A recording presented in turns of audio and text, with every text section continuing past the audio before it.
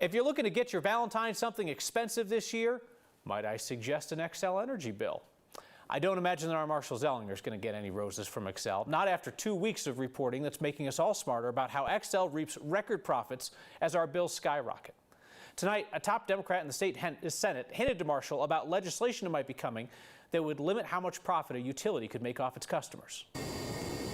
When Xcel was approved to increase gas rates $64 million this past November, the average residential customer bill was supposed to go up $2.09 a month. A small business customer, $12.95 a month. That's not including the price of gas that caused our bills to skyrocket. It does include that $2 million we told you about to pay back Xcel for the outside legal team it hired to get the rate increase approved. Phil in Littleton emailed us, why do we pay for Xcel lawyers? The short answer is that costs ratepayers pay Xcel must be just and reasonable. In a statement, Xcel defended the legal fees reimbursement, saying in part, the fees we incur in connection with those large cases, whether for outside counsel or technical expert consultants, are part of our costs of service. These are costs regulators have approved in rates in all our jurisdictions, and doing so is a standard practice across the country for all utilities. Personally, I don't think it's appropriate for ratepayers to pay the utilities' lawyers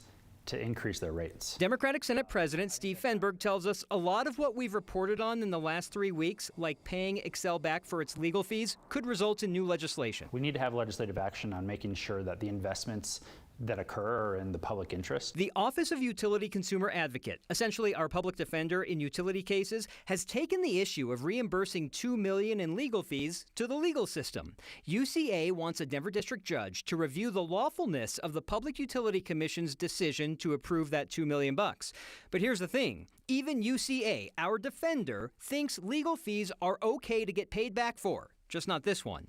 In a court filing, UCA wrote, UCA is not challenging Xcel's right to recover rate case expenses, including attorney's fees, when those expenses are properly supported by evidence that demonstrates their reasonableness. Long story short, UCA does not think Xcel provided enough receipts to justify $2 million. $2 million spread out over 1.5 million gas customers is a fraction of the base rate increase that took effect in November. It got me wondering what all goes into a base rate that makes up the biggest part of your bill when gas prices are not spiking.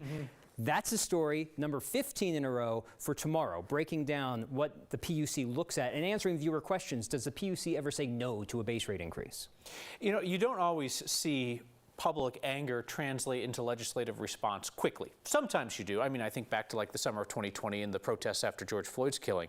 This is a pretty rapid response to public discontent about Xcel making record profits while people see record bills. Right. However, Senate President Steve Fenberg did say, and I probably should have used it in the story, he says, I don't know that we can do something today that will affect your bill tomorrow. Sure. But it's responding now so that when we're talking about the next rate case increase, maybe things will have changed and the PUC says, well, the legislature says we can't do this anymore, so no to that. Yeah, they're not knocking down anybody's March bill. Yeah, okay. Marshall, thank you.